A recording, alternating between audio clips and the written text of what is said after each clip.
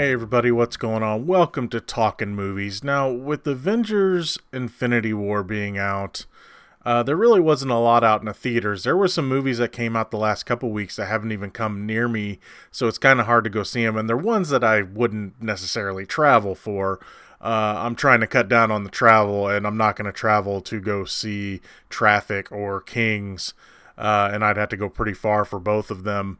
So I decided that I was going to sit down and watch a couple of Netflix movies. So I go to check out and see what's going on, and I find one called Game Over Man, and it's got the guys that are in Workaholics. I'm like, I used to like that show. I might check that out, but I'm not just going to cover that movie. Let's see what else is going on. And then I saw it.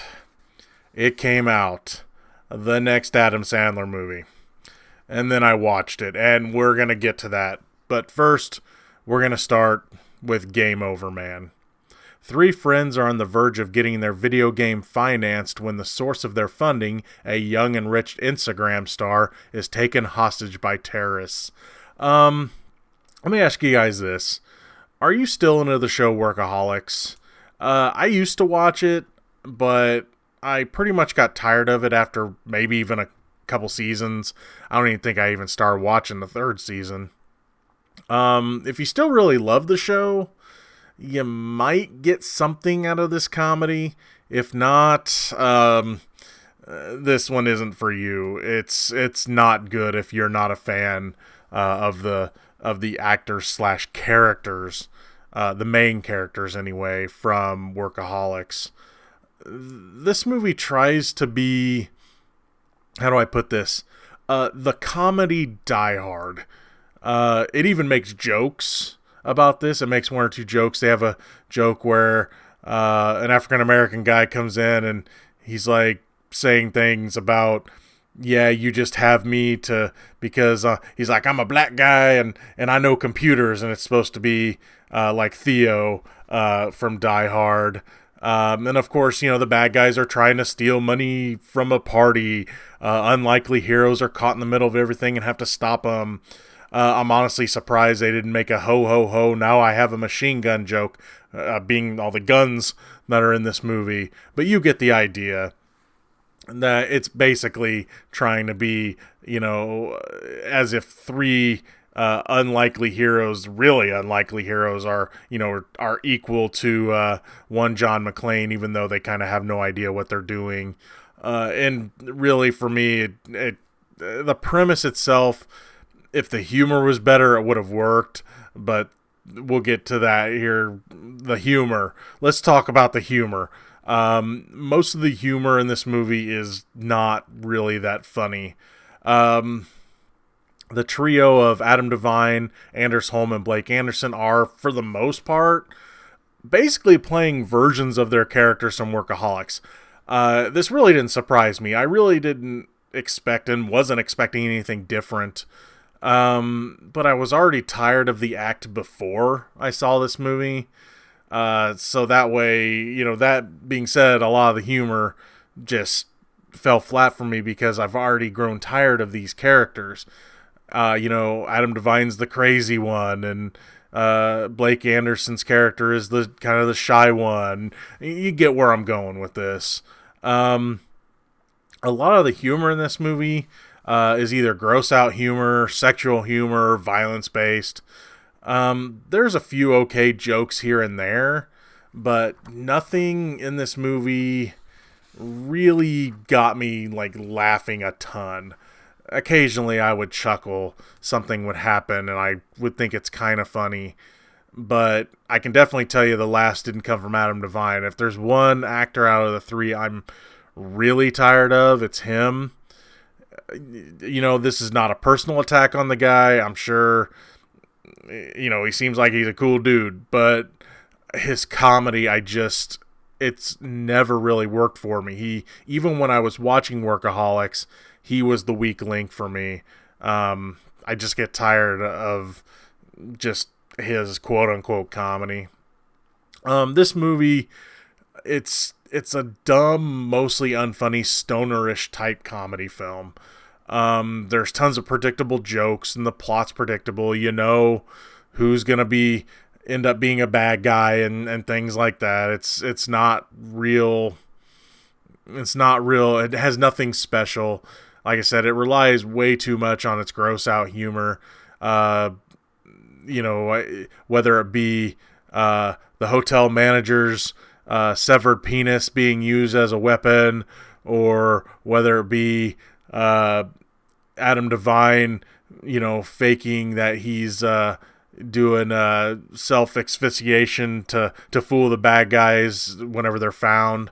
He's hanging in the closet with his belt, and with his little Adam Devine hanging out. It just really didn't work. It just kind of all fell flat. There was a couple jokes involving a couple guys from the show Jackass I found kind of funny, but that is because I had a love for Jackass back in the day, and it was mildly entertaining. And that, you could really say that about this movie. At times it's mildly entertaining, but nothing special, nothing new. This movie's mostly for the fans of Workaholics.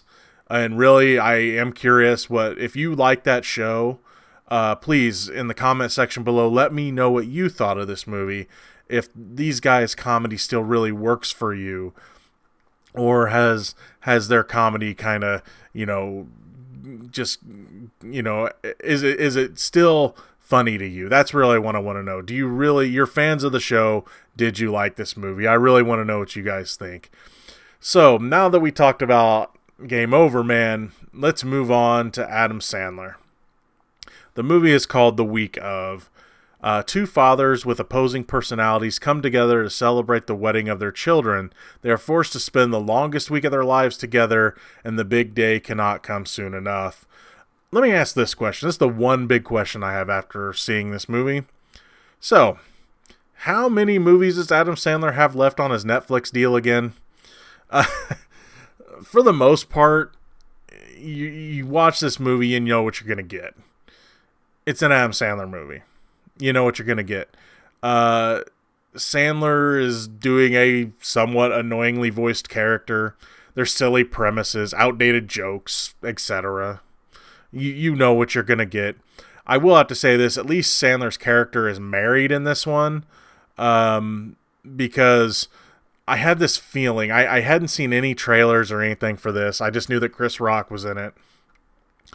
I'm honestly surprised that somehow Sandler didn't somehow play the fiance as well.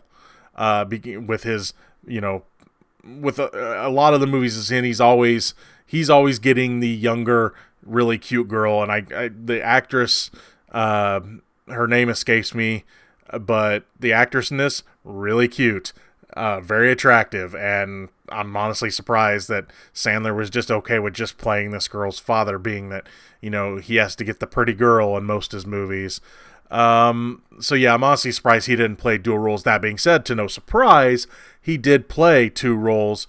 He played a dead relative, I believe it was the aunt of the girl getting married, and he's on VHS.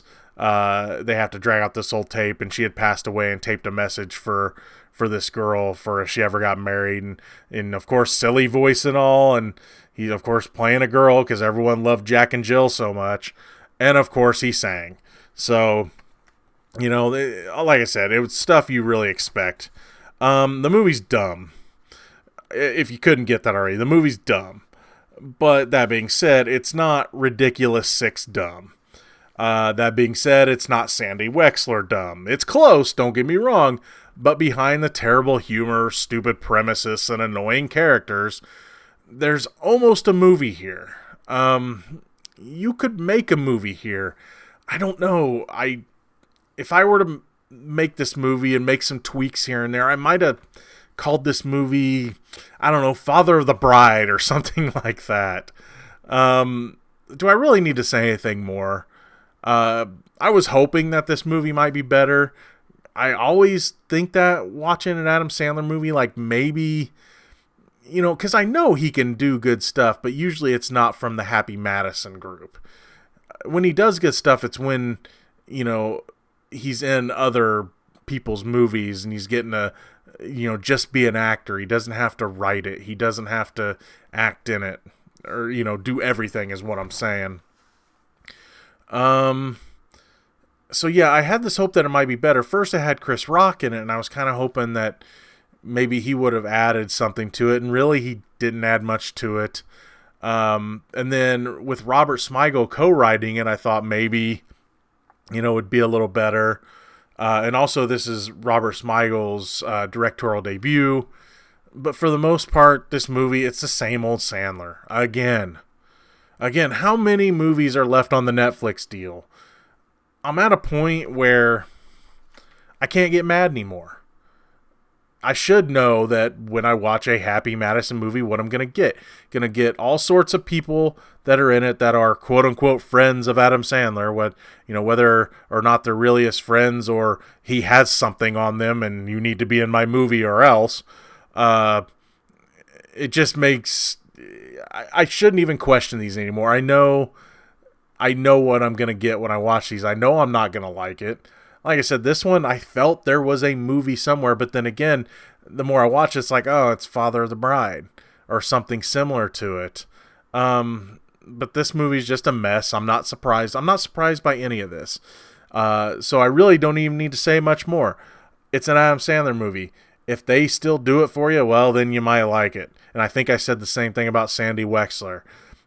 If you are over Adam Sandler, just skip it. Don't think he's going to do better. If he ends up doing better, I'll be the first to say it and be happy about it. I would love to see him do something, that touches you as a moviegoer, that touches you in the heart, like, say, A Wedding Singer does, or is actually really funny, like Happy Gilmore. Even though you go back and watch those movies, you could see that the shtick was going to get old because he just keeps doing the same thing. But like I said, you guys know this already. That's all I'm going to say about these movies. Thank you so much for watching Talking Movies. I'm going to be trying to do some more Netflix stuff. I'm going to be trying to check out the Conor McGregor documentary. It just popped up there. Kind of an odd time. I was kind of hoping to see that movie before I lost a lot of respect for the guy, so we'll see how that goes.